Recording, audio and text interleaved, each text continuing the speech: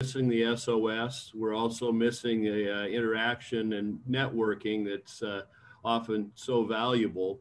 But we do have a great program providing a lot of information. SSMCP has been working diligently throughout the pandemic, dealing with the impacts of JBLM and assisting JBLM. That hasn't gone on pause just because we have to work virtually most of the time. You can see the agenda on screen. I think the first thing that should be noted is that the Congressman Denny Heck chose not to run for re-election.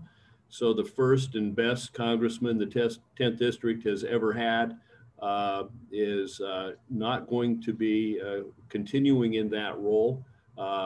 We hope to welcome Congresswoman-elect Marilyn Strickland, excuse me, to our fold.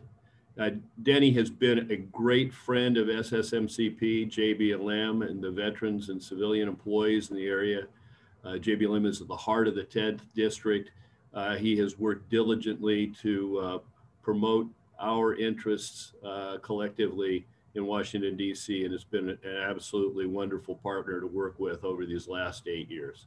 And so with that, if you could get it queued up, Bill, we have a message from Congressman Denny Heck.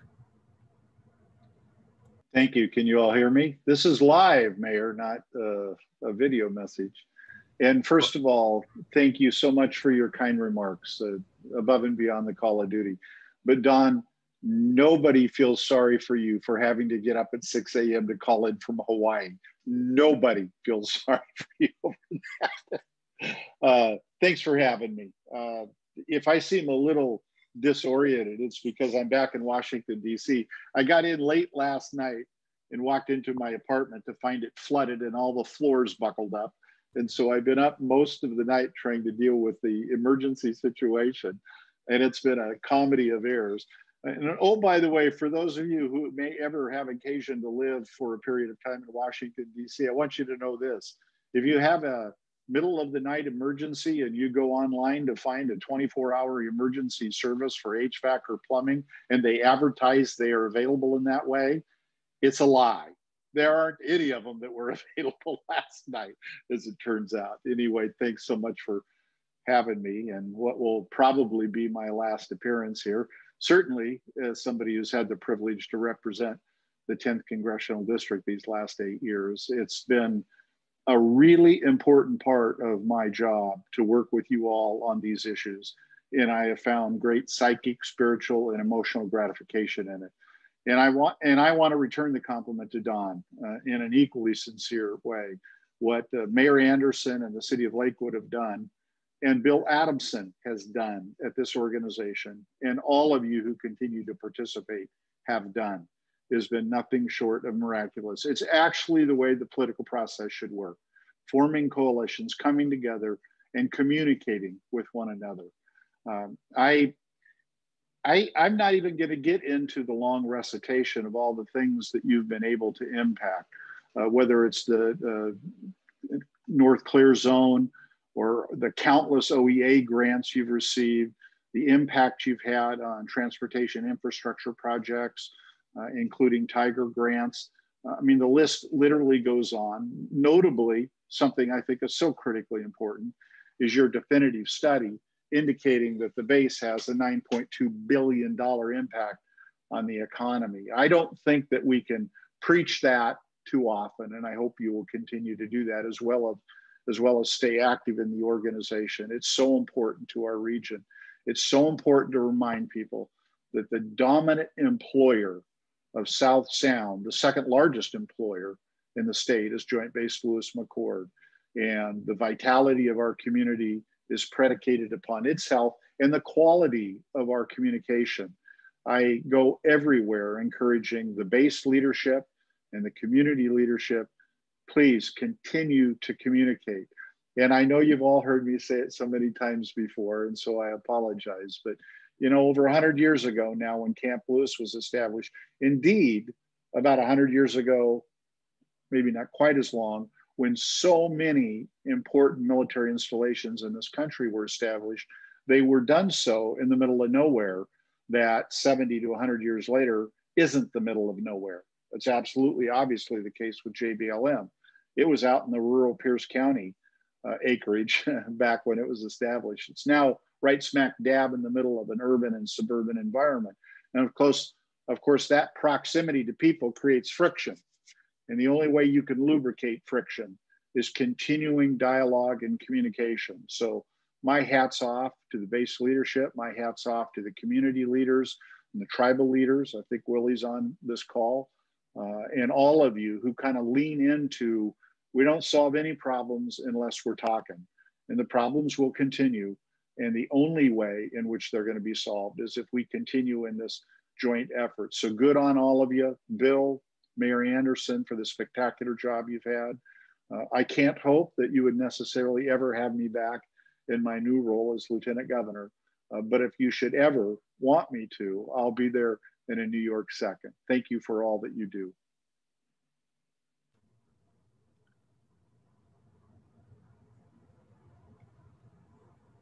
Thank you, Congressman, and we'll soon be calling you Lieutenant Governor. Doing a quick screen share here. We'll be introducing Major General Stephen Smith, who took over as Deputy Commanding General of 1st Corps this last July, replacing Major General Butch Graham, who has moved on. He is a field artillery officer by trade and a graduate of Citadel. He joined us, his previous assignment was actually Commandant of the Army Field Artillery School. And so with that, I will turn the floor over to you, sir. Thank you, Bill. So right up front, thanks for allowing us to be a part of this. General George sends his regards.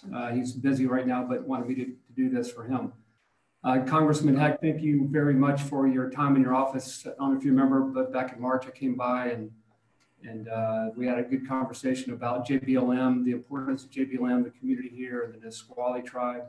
And I appreciate that very much. It was very helpful as I was coming into this position, and congratulations on the election.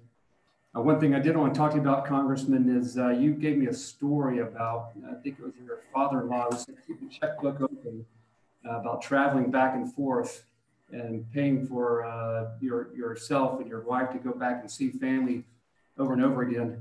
And I told that story to my wife, and she has taken full advantage of flying the kids back and forth to CPAC from Raleigh, North Carolina. And so it's going to be a slim Christmas this year. I don't know if we have a lot of money left, so I blame that on you. The amount of money we've given to Alaska Airlines and SeaTac, we're funding it pretty well, but thanks for that advice as well. Family's important. So I do want to say right up front, to all everybody on this net here, is thank you for your service. We just went through Veterans Day, and we get that a lot, those of us who wear a uniform, but I think it's appropriate to tell everybody on this medium here, thank you for your service and what you do for the communities, this great state, which is an amazing state, first time I've been here, in our nation as well. So thank you for your service. So I've been here for 5 months now, and so I'm going to give you 2 observations and why I think they're important.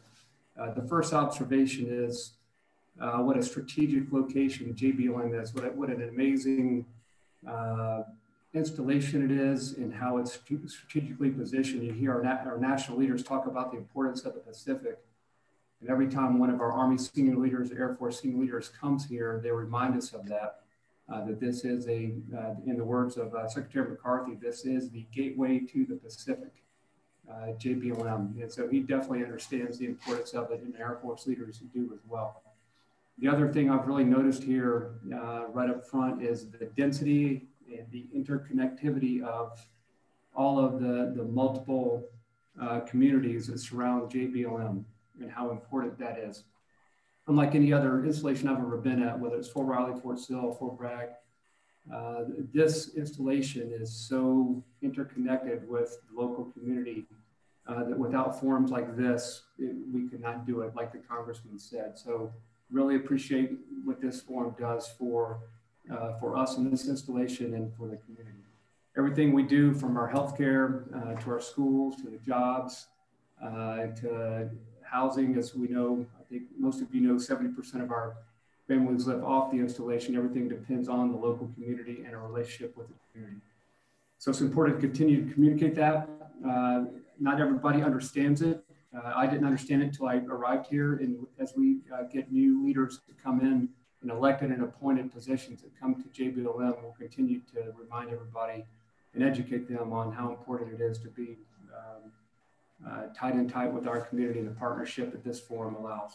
So quick updates on JBLM. I think most of you are tracking that the multi-domain task force now is at initial operating capability under the leadership of Brigadier General Eisenhower.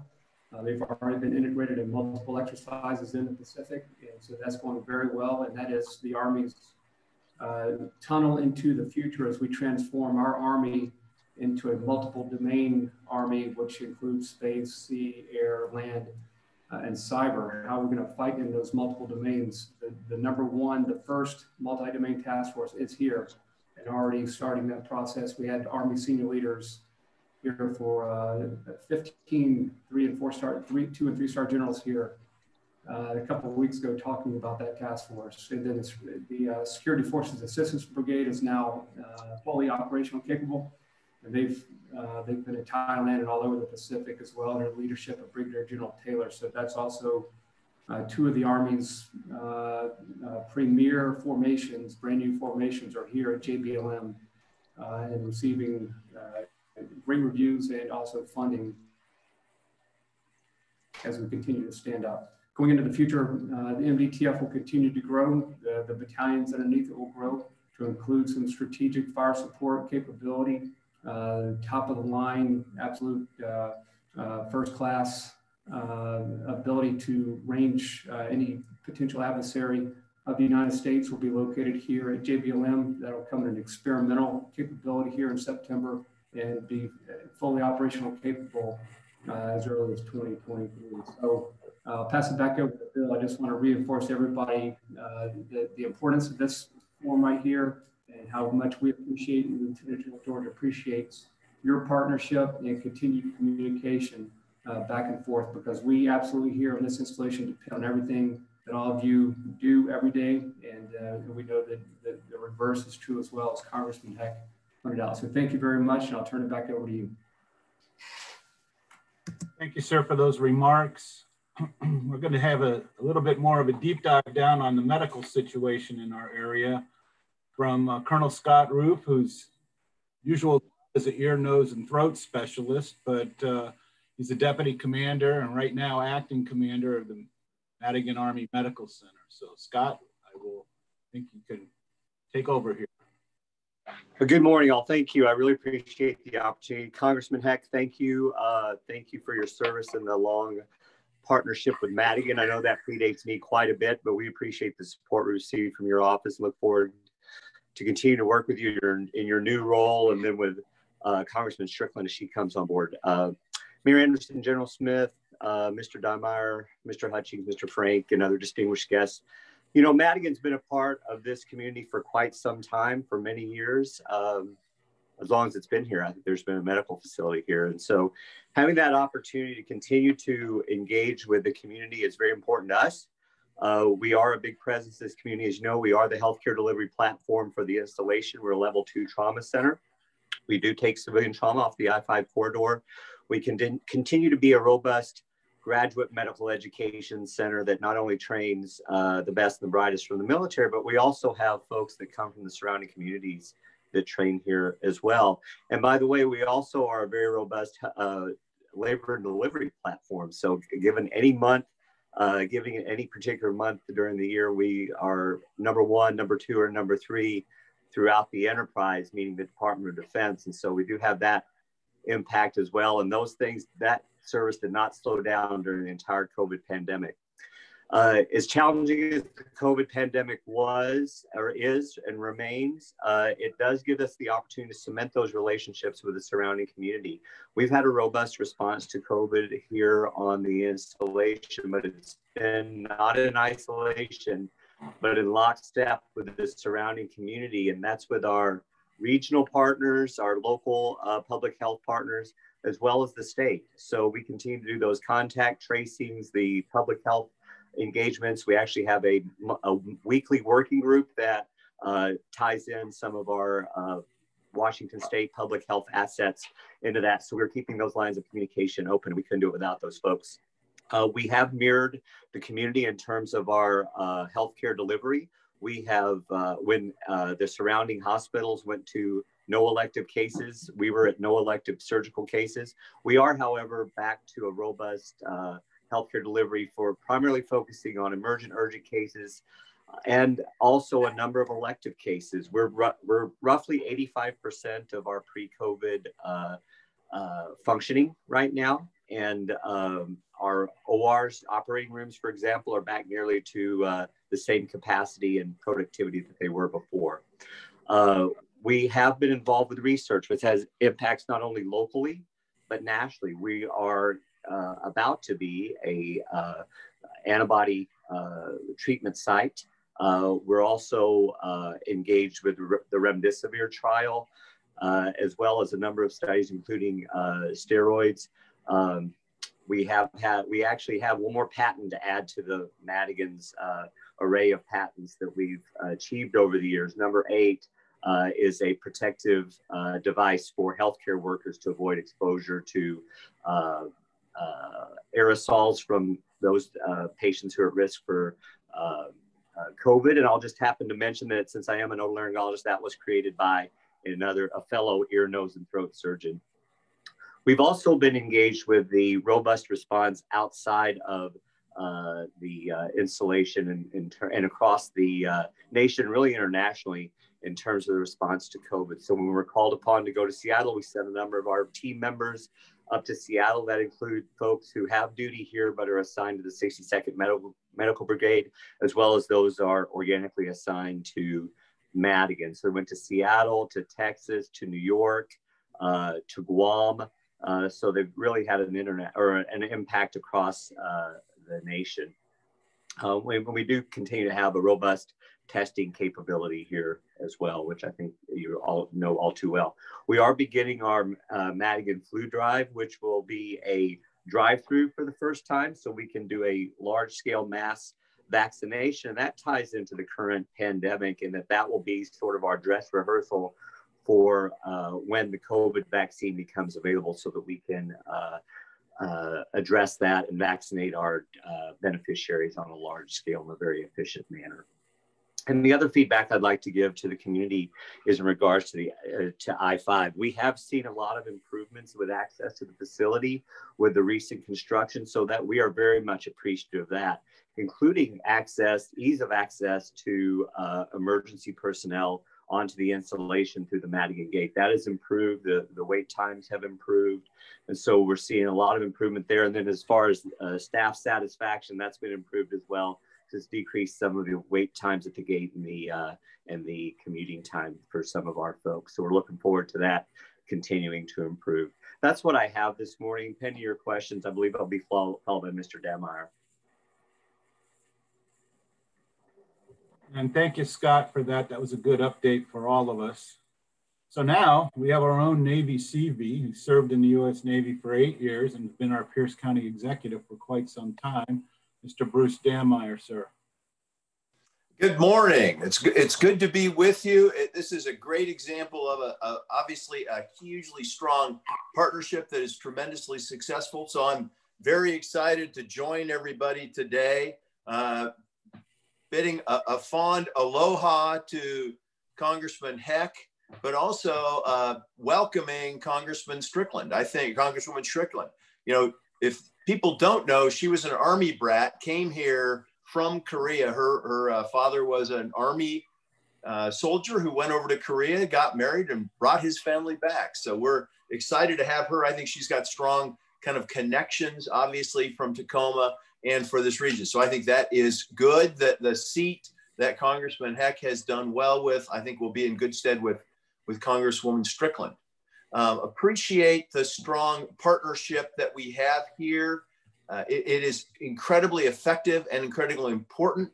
And I appreciate the fact that it is kind of broadening and strengthening. The fact that we're starting to look north to Kitsap. There are a lot of things that all of the military installations and presence in the entire Puget Sound have together. We're not quite ready to go up and grab Whidbey Island yet, and Everett, but I think certainly there's a lot of issues, particularly at a state level, that have a lot to do with Kitsap, as well as those in Pierce County and Thurston County.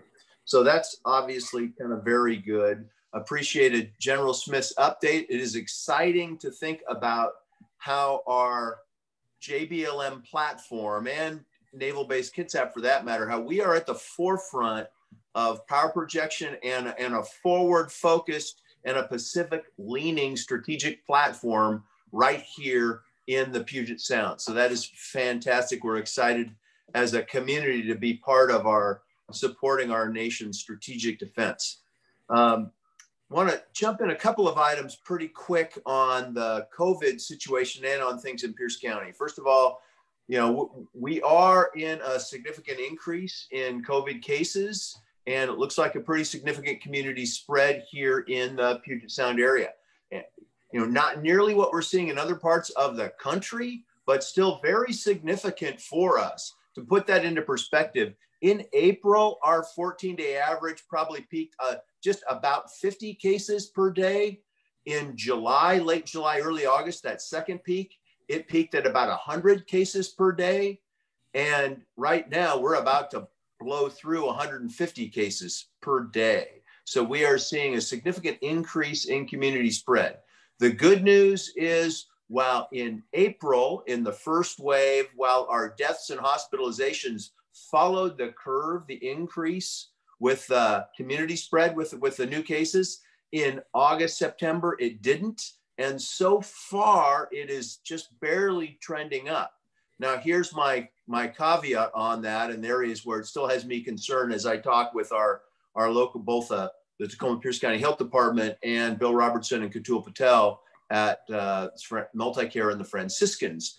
There's two areas of concern. One is we're seeing, you know, as long as this case continues to go up strongly, we're seeing a dominant community spread. It could get to the point where our hospitals are starting to be stressed, and it could get into our vulnerable populations more strongly, and we could lose more people. So we certainly don't want to rest and be thinking that because our hospitalizations and deaths aren't going up yet, this community spread is significant. So we want to be very concerned about that. The other is the impact that it is having on healthcare workers who are increasingly getting sick. Most of the folks that are getting sick now are younger, under 40, which I consider young at this point. A lot of those soldiers and airmen out at Joint Base Lewis McChord might not think so. They would think we're old goats, but mostly under 40, which means they're not having significant health impacts. The other thing we are seeing is when somebody does need hospitalization, the care and the therapeutics that are available are much improved from what they were back in April. So the length of stays in our hospital are far reduced. So they can handle a lot more. So we want to be alert for that. One of the things, so we have been working a lot of things in that respect. That's our obviously kind of foremost in our mind right now in terms of urgency.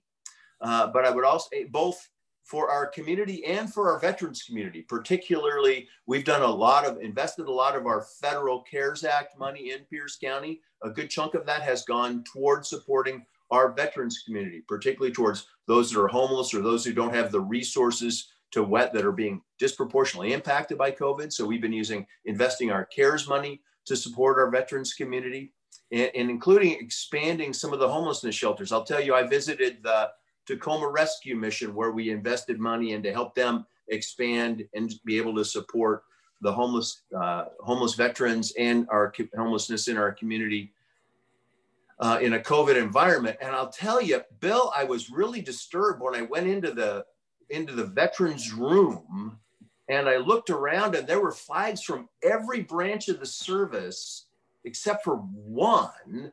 And I was, of course, very disturbed to see they did not have a Navy flag up on the wall. I'll let you know, I have rectified that. I did deliver a Navy flag. So they're flying a Navy flag in the Tacoma Rescue Mission's veterans room as well now. So that's a good thing. Pierce County, even beyond COVID, we continue to obviously recognize the importance of Joint Base Lewis McChord, but also of the veterans in our community are a huge part of the leadership of our community, a huge part of the workforce and the lifeblood of our community. Pierce County has continued to invest in making sure that we've got services to support the veterans in our community, and particularly those that are in a little bit of a more challenging situation. We have just combined and learned something from Thurston County, and we created a one-stop Veterans Resource Center in our Human Services Department. So that was something, thank you Thurston County for teaching us about that. So they can go there and get all the services they need. Of course, we brought it online just as COVID was starting to kind of hit more significantly. Now we have taken the show on the road, and we've got our veterans services are now going out to where veterans are with a van.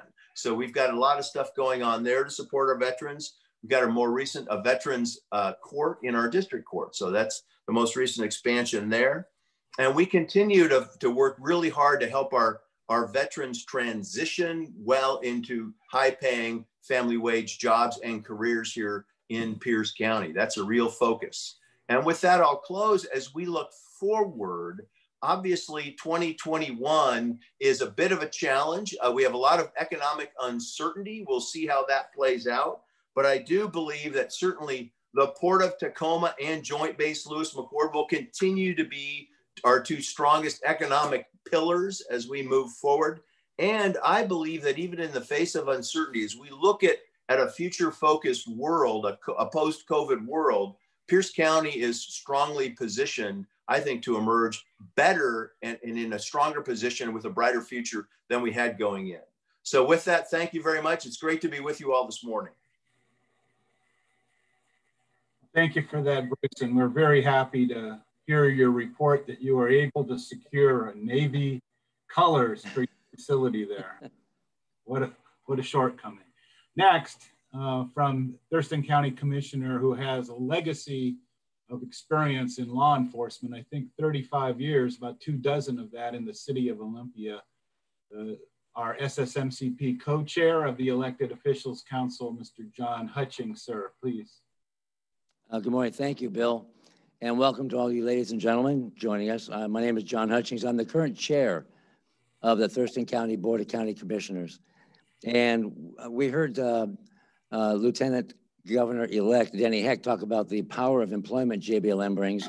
And we just heard County Executive Bruce Danmeyer talk about the partnerships with the veterans up there. And thank you very much. But I'm going to dig a bit deeper on those topics here.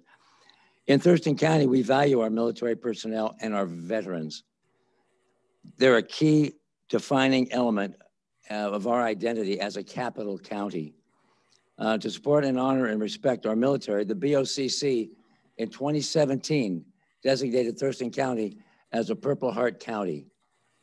So every entrance to our community, into our county, highways, freeways, or byways, there's that warm, welcoming sign saying that we honor our veterans and Purple Heart recipients as well.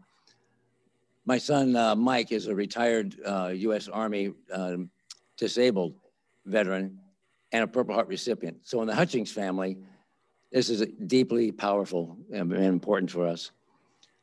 Many branches of the military employ a significant amount of employment of Thurston County residents, a lot of Thurston County residents and employment. The majority of these jobs occur at Joint Base Lewis McChord, and JBLM employs more than 38,000 military personnel and 15,000 civilians, making it one of the top 5 employers in Washington State, ahead of Microsoft and Amazon. In 1980, about 1,150 active duty personnel lived in Thurston County, but by 2018, that number climbed to an average of 3,900. That's over 300% increase. And when you add in the families, the military presence in our community is quite significant and valuable. We well know that the active duty military personnel are not the only ones who live in Thurston County. We have close to 30,000 veterans making Thurston County their home, and the majority of them come from JBLM. In 2020, Thurston County allocated nearly $350,000 to help our veterans via the Veterans Hub in Lacey, as Executive Danmeyer mentioned. That's the Lacey City Council we partner with, and we've helped those most in need of their services. We believe in the strong partnerships that Ssmcp provides to have a consolidated approach to advocate the importance JBLM has in our region and to partner with the military personnel to make our community a better place. We have benefited from these partnerships, for example, by way of the Day of Service that we have every year, where dozens of military personnel come into our community and donate their time in our county to help our nonprofits on special projects. Just this last Tuesday, 10 November, by proclamation, the Board of County Commissioners proclaimed our appreciation, support, and gratitude for our military community. Thurston County Board of County Commissioners hereby proclaims November 11th as Veterans Day in Thurston County and asks the community to come together to remember the sacrifices of all those who fought so valiantly to preserve our heritage and freedom, and let us promote an enduring peace so that their efforts shall not be in vain. Thank you very much for letting me address you this morning. Thank you, Commissioner Hutchings. Very appropriate with Veterans Day just passing. Now we're going to switch our attention to the issue at hand for our big legislative agenda ask. We're going to lead off with Nisqually Tribal Council member Willie Frank, who has a family legacy about this region and this river that he'd like to share, and then we'll tee up David Trout for the briefing. So, Willie? Good morning, everybody. Can you hear me okay? Yes, we can. Yes. All right. Well, I'm honored to be here this morning, and I appreciate the time that you're giving for Nisqually to talk about the bridge project and the funding requests that we're going to be pursuing. Of course, I'm Willie Frank III. I'm a Nisqually Tribal Council member. I also have our treasurer, David Ayel, who's on here also. And I want to, like I said, I want to thank everybody, because I'm looking at the list of participants here, and we got quite the list of elected officials, JBLM leadership, Pierce County, Thurston County, and Lacey. So I want to just thank you guys for giving us this time. I am a fisherman on the Nisqually River. I grew up right at Frank's Landing, right there at the I-5 bridge, literally a stone's throw away. Growing up, I've seen the change in the river and seeing the dynamics of the river shift in the last 20 years.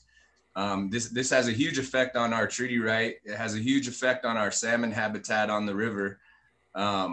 Actually, tomorrow, David and myself are taking Representative Fay down there and gonna take them for a boat ride and show them the change in the river. You know, as I said, I grew up at Frank's Landing right there, and my brother and I, we have a fishing set right there at the Wahilute Indian School, just across from JBLM. And I think literally where we back our boat down, the river used to run right through that. It seems, you know, probably 10, 15 years ago, that was part of the river. And the shift in the dynamic is, it worries me definitely. We saw what happened in 2017 when the Amtrak derailed and it shut down I-5. You know, that was huge for everybody, you know, that uses I-5 north and south. So I think we have to you know, really get serious about, you know, protecting I-5 and making the adjustments that we're gonna need. You know, that area, that legacy, of course, the Billy Frank Jr. and Nisqually Wildlife Refuge.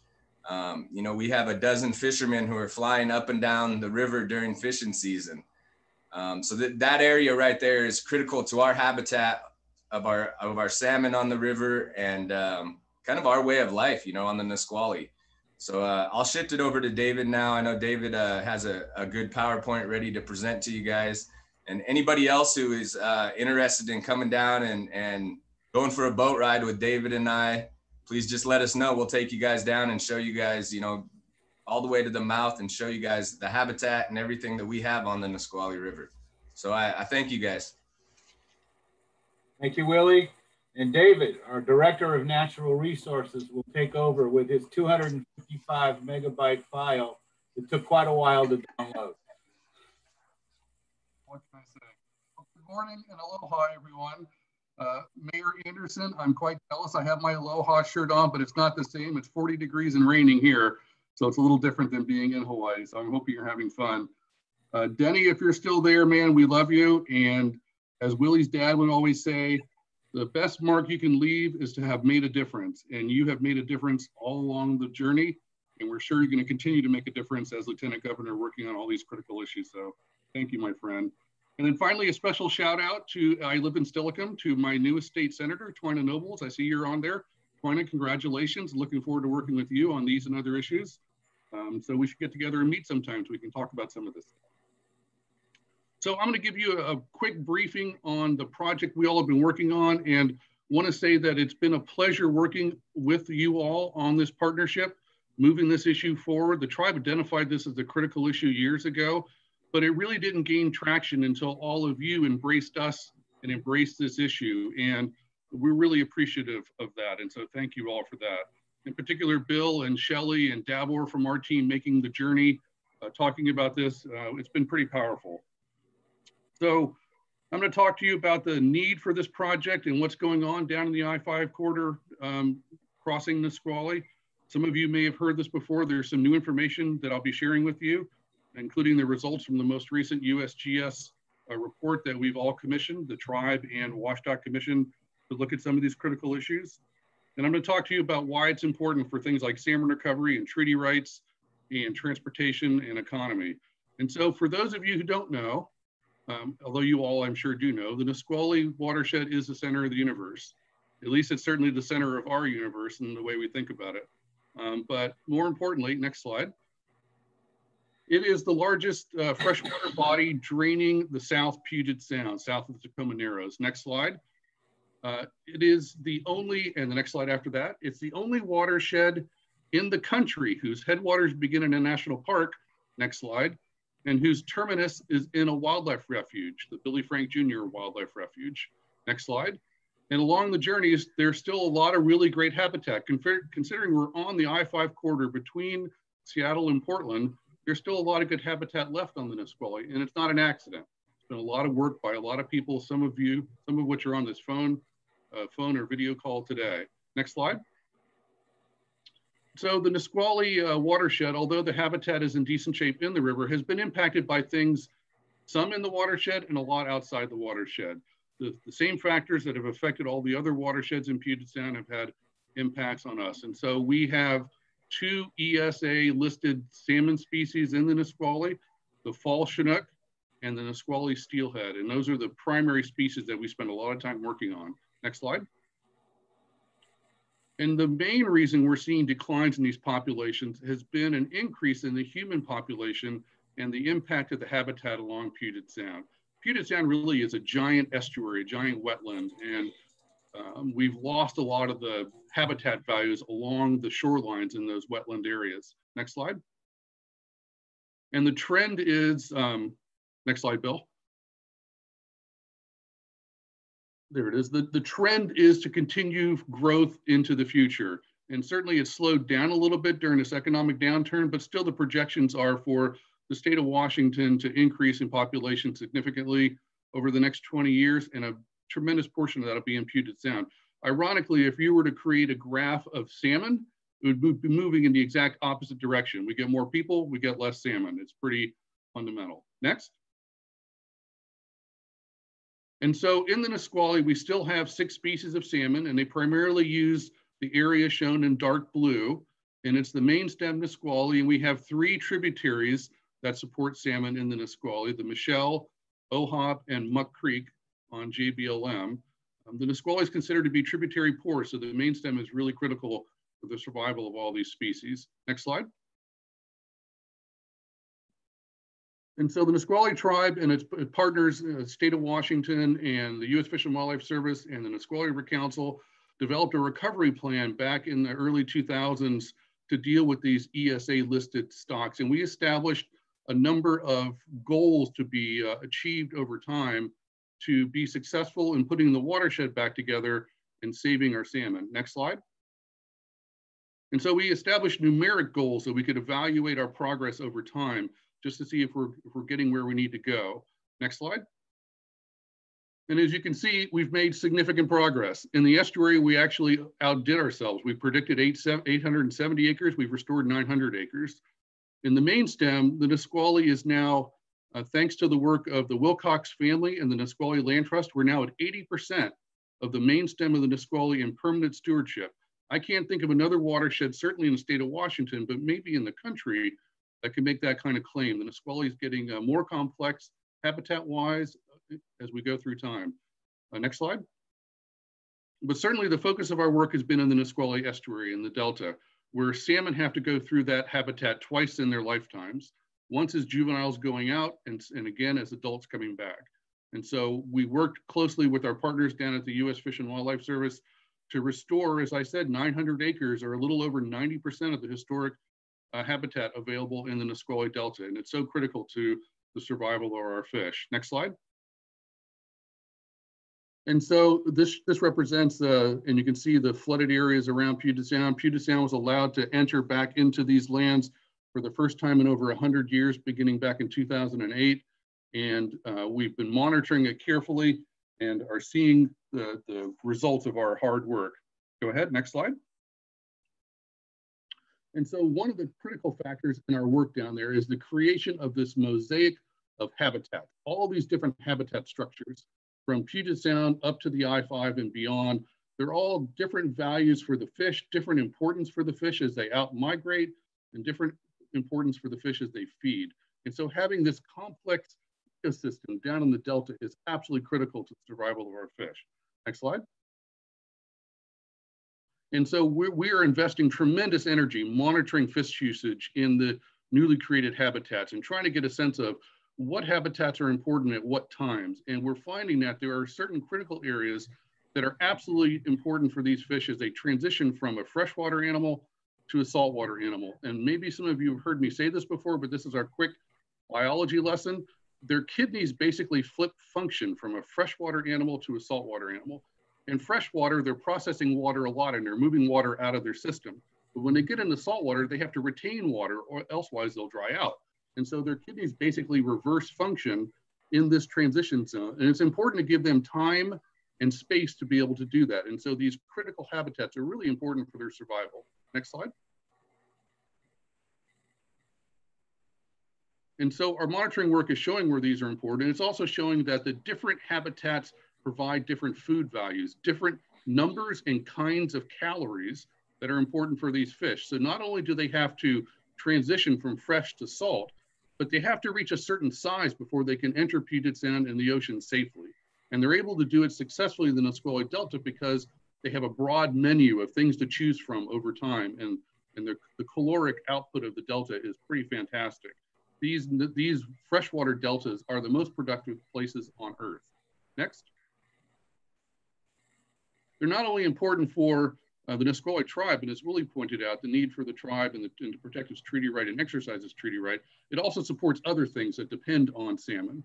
And so the resident killer whales, if you all have been tracking the news over the last couple of years, their populations are in critical dire straits. We have 2 pregnant females, actually one gave birth and 1 pregnant female still swimming, but the numbers are still around 74, which is well below what's needed to keep this population healthy.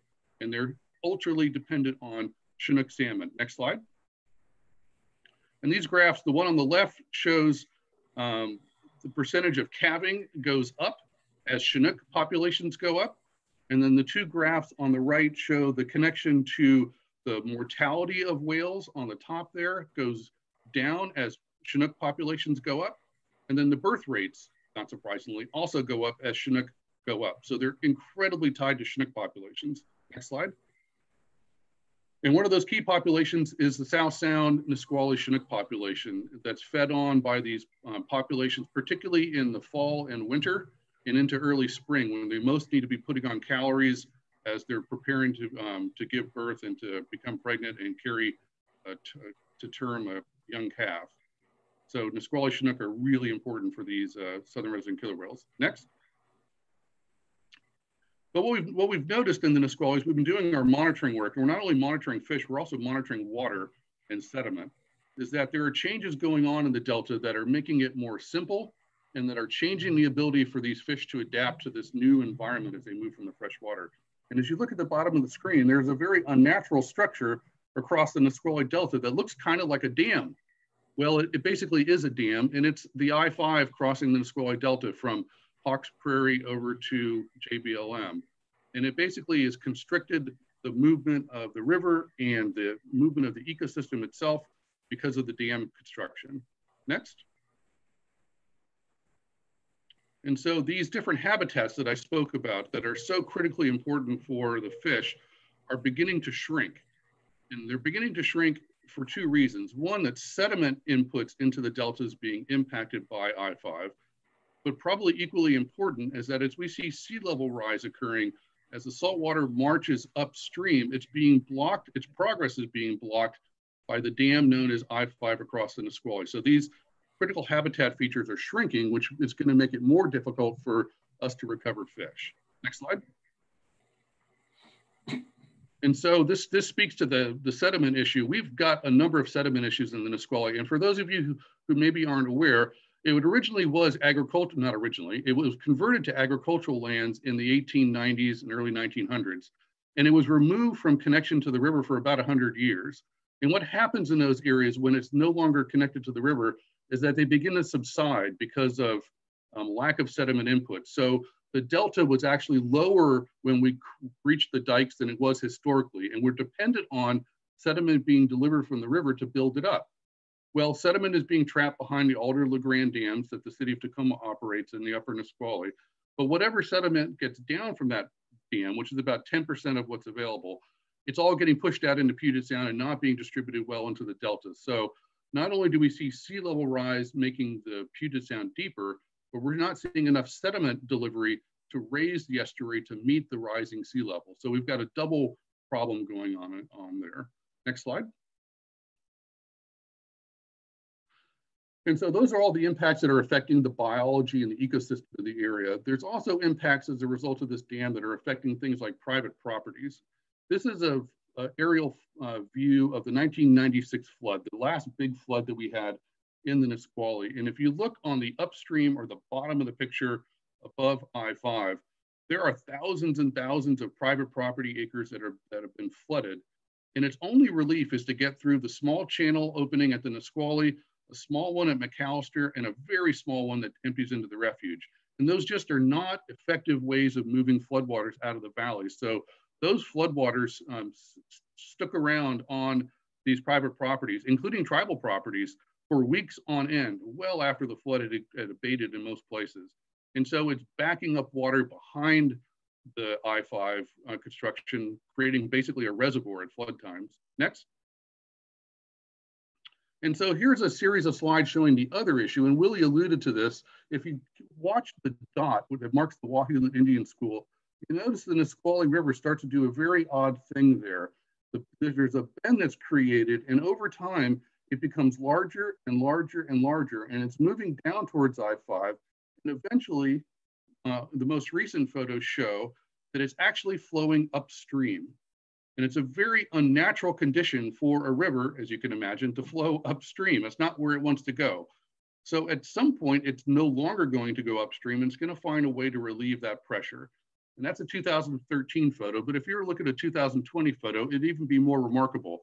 And if you go out on a boat with Willie and see it, you'd really notice the change in the energy that's going into that bend that at some point is going to pop through. And so there's a significant risk to I-5 itself being impacted by the Nisqually River, taking it out on the north and southbound lanes if it were to push straight through that elbow. Next slide. And so we've been working a lot with the USGS over the years, looking at the sediment issues and the restoration of the Delta. And they seem like the perfect partner and are the perfect partner to continue to do the work down there. And so from funding from WSDOT, Washington State Department of Transportation, and the Nisqually Indian Tribe, we undertook a study to look at those flooding issues, the sediment issues, and the risk of overtopping and taking out I-5 to get a better sense of the urgency of this, not only from the urgency that the tribe feels from a salmon recovery perspective, but what's the urgency relative to the infrastructure itself and potentially losing it. Next slide. And so we had to look at a number of issues in the Nisqually and consider a number of factors and conditions, including dealing with the tribal infrastructure that's down there, but also dealing with the infrastructure of I-5 itself.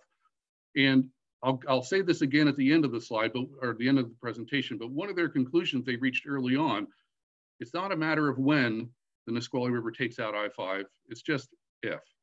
And so, you know, when's it going to happen? It's going to happen within the next 17 to 40 years based on current projections. So next slide. And this is a phenomenon that they're finding throughout Puget Sound called coastal squeeze. And it's really this impact of climate change occurring along our Puget Sound rivers, where we've got changes in the snowpack and rainfall being delivered to the upland areas, meeting with increased sea level rise and storm events in the estuary areas. And for the Nisqually, this is occurring in the I-5 corridor, but it's occurring everywhere through Puget Sound. It is going to be a challenge for the entire region to meet, but we're noticing it most significantly, most directly here in the Nisqually. Next. And so we're also noticing that the freeze point, the point at which snow turns to rain, is increasing in elevation slowly over time. So the area that would normally snow is now being rained upon, and that's all moving downstream fairly quickly. And what that ends up doing is changing the magnitude and frequency of flooding in our Puget Sound rivers, and in the Nisqually in particular. The USGS is saying the 100-year flood events, like the one we had in 1996, that at the time we characterized as a 100-year flood event, is actually going to be one event in every 22 years. And so rather than once every 100 years, we're going to see that 4 or 5 times every 100 years. And so things are changing in front of us, and we see it and can predict it. Next. And next again. And then we're also measuring, we are measuring and others are measuring the change in sea level rise across Puget Sound. And so the Puget Sound area, the low level areas around the estuaries are experiencing greater depths of water being met by more frequency of flooding coming from the upland areas. And it's just going to create significant problems for us as people and for the ecosystems that we're trying to restore and protect.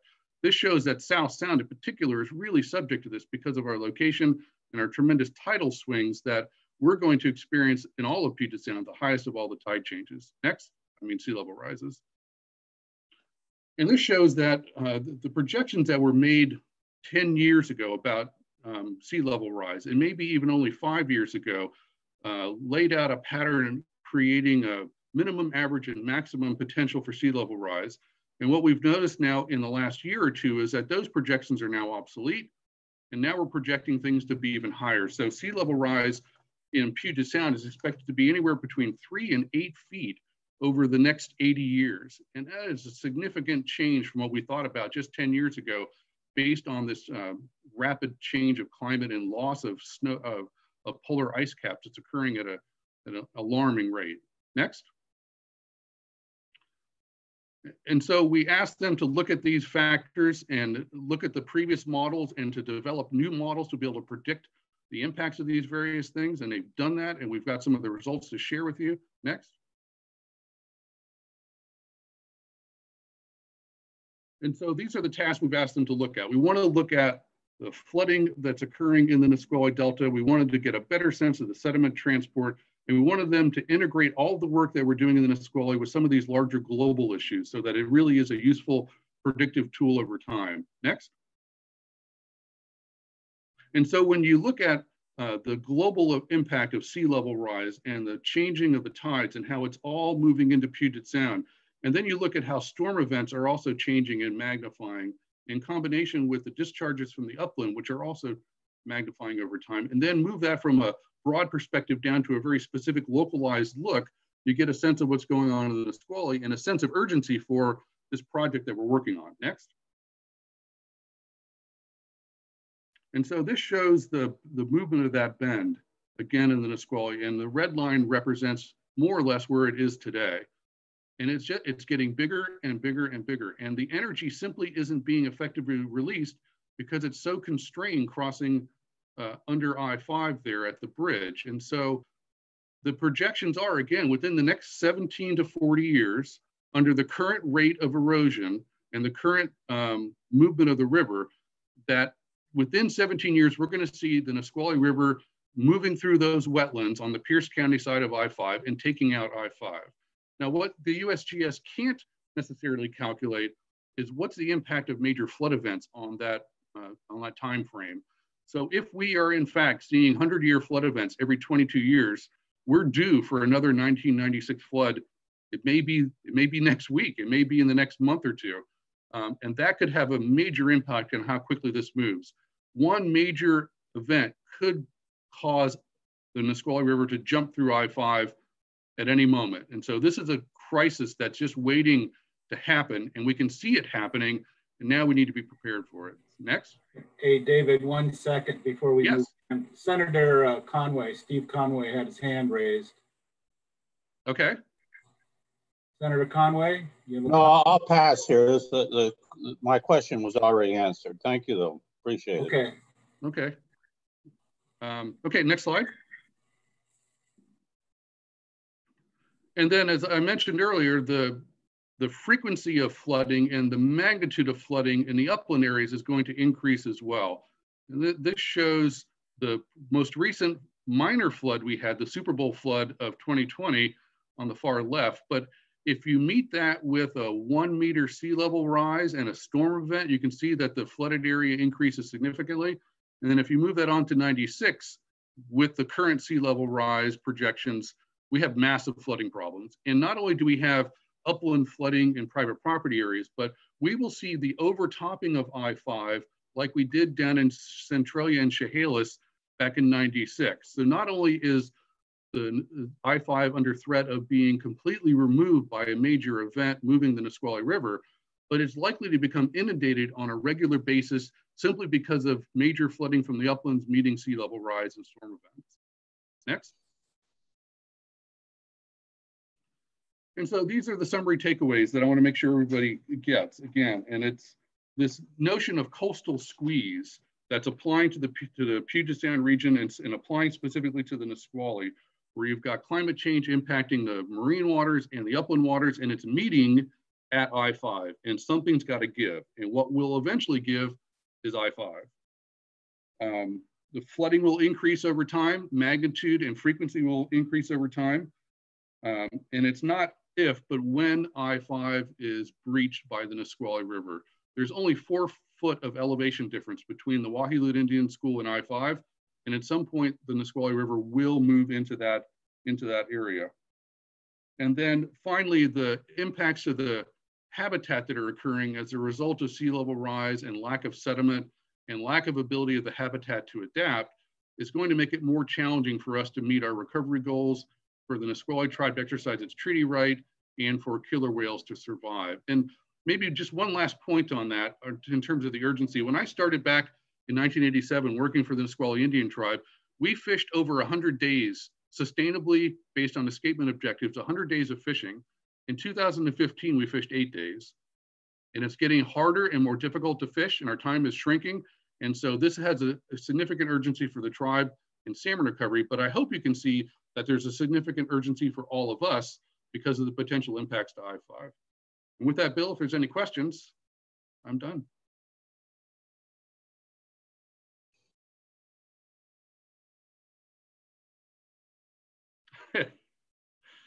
Did I earn my beer, Bill? Well, it wasn't 15 minutes, but your presentation definitely earned a couple beers. Thank you. And so just to keep us on track here, we're going to move on.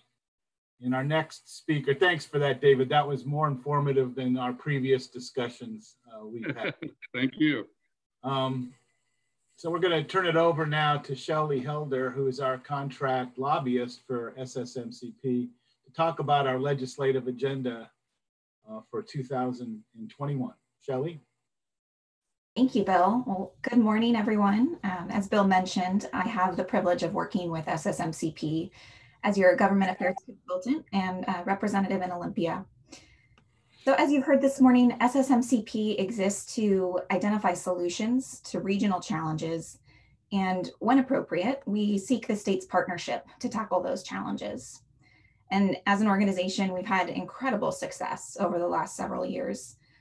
And much of that success, particularly at the state level, is attributed to the legislators who represent the communities surrounding JBLM. There are over a dozen outgoing legislators statewide this coming year, and a few in particular that have been champions of SSMCP priorities. And I want to just take this opportunity to recognize a few of them and thank them for their service. Representative Beth Dolio, Representative Christine Kilduff, and Senator Steve O'Ban. If you have a chance, please reach out to each of them and thank them for their dedication to the South Sound military community.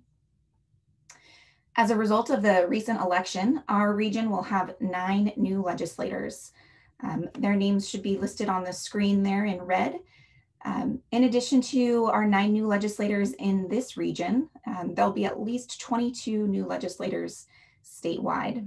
So part of our efforts this coming session will be to educate newly elected legislators about the regional economic impact of JBLM, the asset it is to our state economy, and the actions they can take to support our military communities. In preparation for the upcoming session, the SSMCP Steering Committee has been meeting and discussing the items that should be our top legislative priorities for 2021. We've identified 2 priorities, and I'd like to just briefly describe each of them. SSMCP's first legislative priority is a funding request for additional investment along the I-5 corridor from Mounts Road to Tumwater, with a specific emphasis on the Nisqually River Delta. This priority has been a multi-year effort, and we've been making incremental progress. Back in 2018, the state allocated $500,000 for WashDOT to conduct a study along the corridor to identify strategies to improve the transportation system's performance, with a recognition that a strategic plan is needed for the Nisqually River bridges. Then in 2019, the state allocated an additional $2.25 million to begin the environmental review along that corridor. And that review work is currently underway. The WashDOT study that was funded in 2018 was completed earlier this year and identified over $2 billion worth of projects along the corridor that would improve the system's performance. As a region, we've narrowed that list down to a handful of priority projects totaling $204 million. Within that 204 million figure is $19 million for 3 roundabouts on State Route 507 near Yelm that will provide a more viable alternative route to I-5 in the event the highway is impassable, as it was during the 2017 Amtrak train derailment. Also within the 204 is $7.5 million for design and project development of the Nisqually River Delta. This is just the first amount that's needed for this component of the corridor. Separate from the WashDOT report, the Nisqually Indian Tribe facilitated a study with the United States Geological Survey, which you just heard about from David Trout. The preliminary results from this study underscore the urgency of developing an alternative design for I-5 through the Nisqually River Delta. The $7.5 million is just the first step. An additional $400 million would be needed in 2025 for the design bid build process, and then $3.7 billion for construction as early as 2027, for a total of roughly $4.2 billion. Once complete, the improvements will have eliminated the flood risk to I-5, restored the estuary, increased salmon habitat. We'll have 2 new Nisqually River bridges, one northbound, one southbound. I-5 will be expanded to 4 lanes in each direction to accommodate the population growth in the region. There'll be 2 new rail trestles constructed across I-5, and JBLM's mission readiness will be enhanced with a more reliable route to work for a third of their workforce that lives in Thurston County. We know that this is an ambitious legislative request and that the state has many transportation challenges to address. But given the multifaceted nature of this project, with benefits to fish habitat, the southern resident orca whales, the state's economy, not to mention the reduced congestion for South Sound residents, we will be advocating for a robust commitment from the legislature to invest in this corridor, and we'll need to be united as a region. So your support as leaders in the South Sound is critical. Our second priority for the upcoming session is full funding for the Defense Community Compatibility Account, or DCCA. The DCCA program was established in 2019 through the passage of Senate Bill 5748.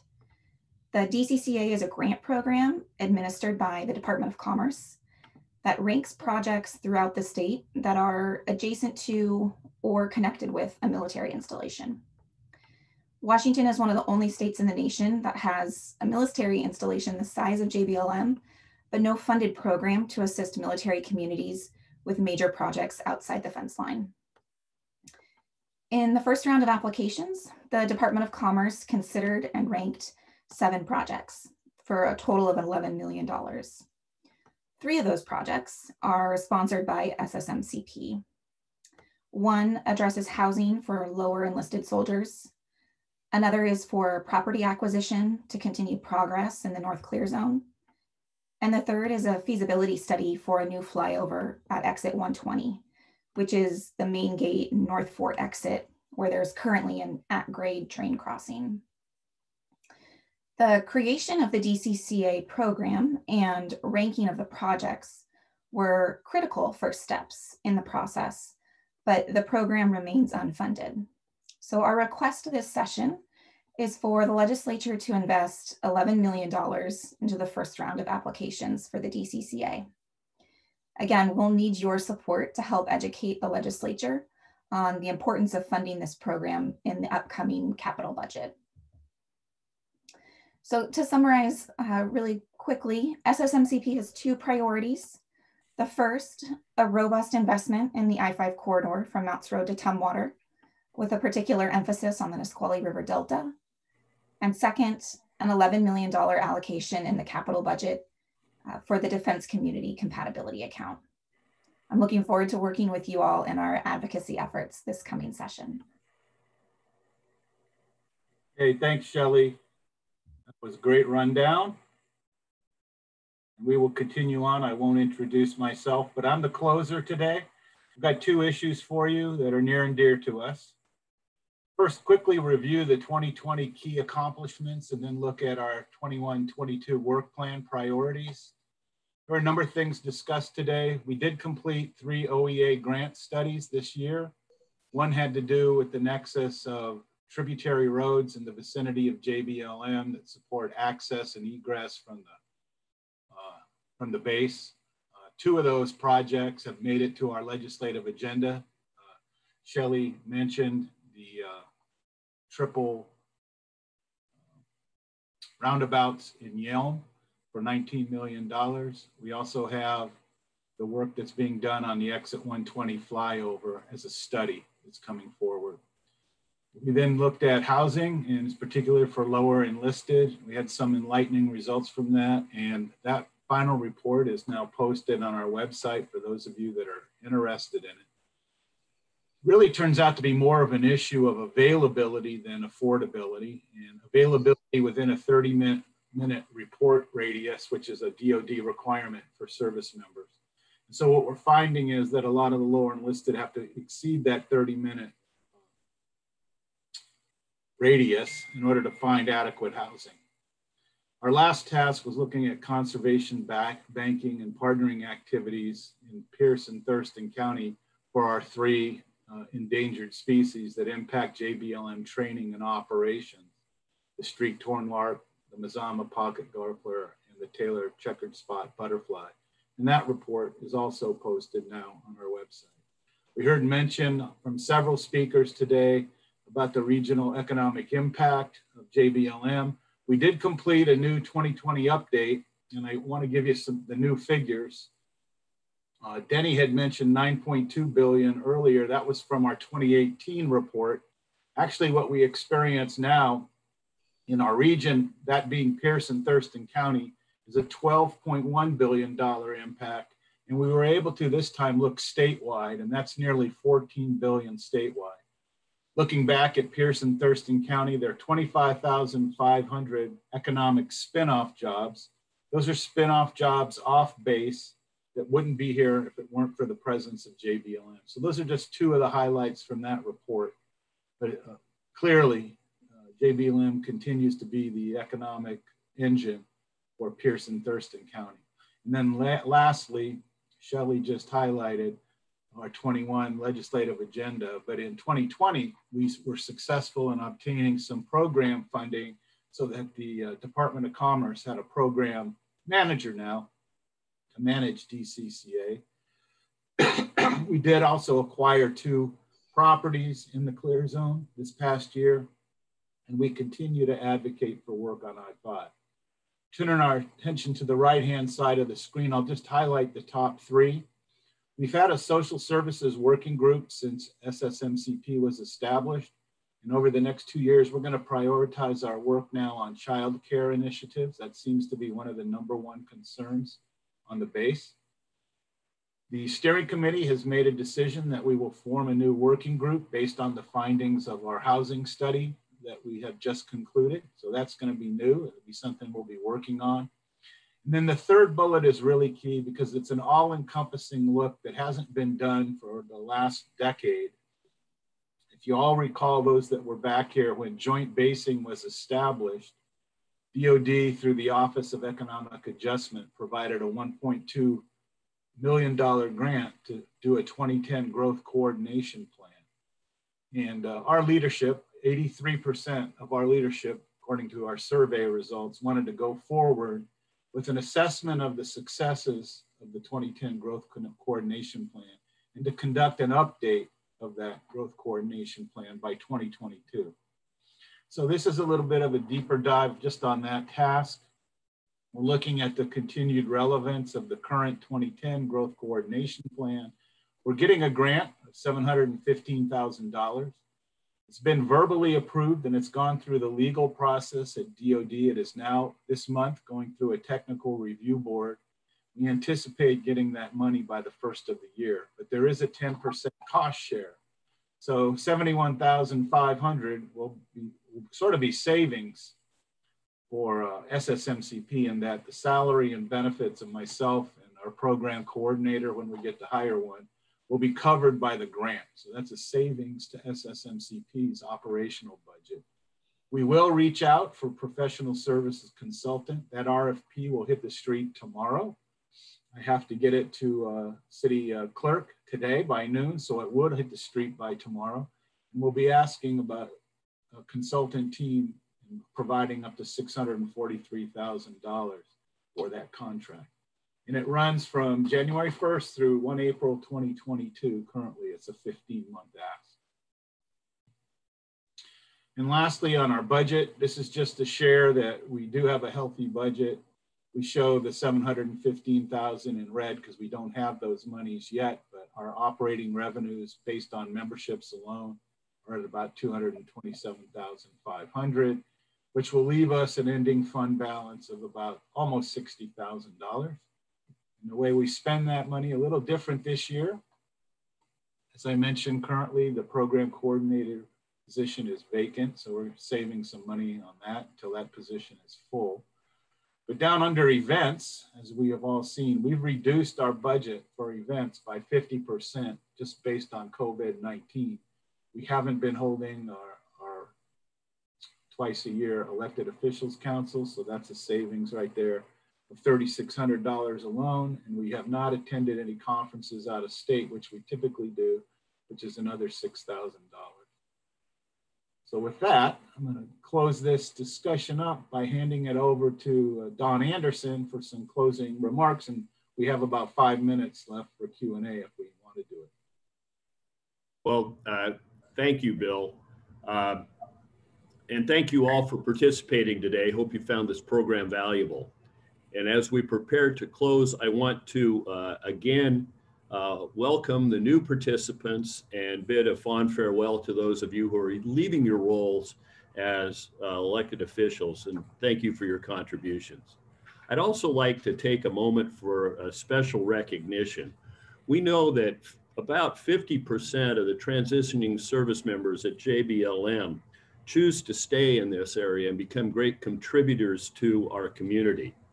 My predecessor, as mayor of Lakewood, current Pierce County Council Chairman Doug Richardson certainly fell into that category. Doug will be leaving the Pierce County Council due to term limits. His remarkable career of public service goes back to service as a young officer with the Ranger Battalion, which brought him to Fort Lewis in the late 1970s. As he chose to stay here, a lot of that had to do with Charlene. He transitioned to the Army Reserve, where he retired as a brigadier general and was awarded the Distinguished Service Cross. Concurrently, he worked as a manager for Northrop Grumman at JBLM and served many years on the Lakewood City Council. As mayor of Lakewood, he was instrumental in the formation of the South Sound Military and Communities Partnership. On a personal level, he schooled this Navy guy on Army idioms and taught me the difference between a battalion, a brigade, and a division. I still don't know where a regiment fits into that. So bravo Zulu, my friend. May you have fair winds and following seas. Thank you all for participating today. Aloha.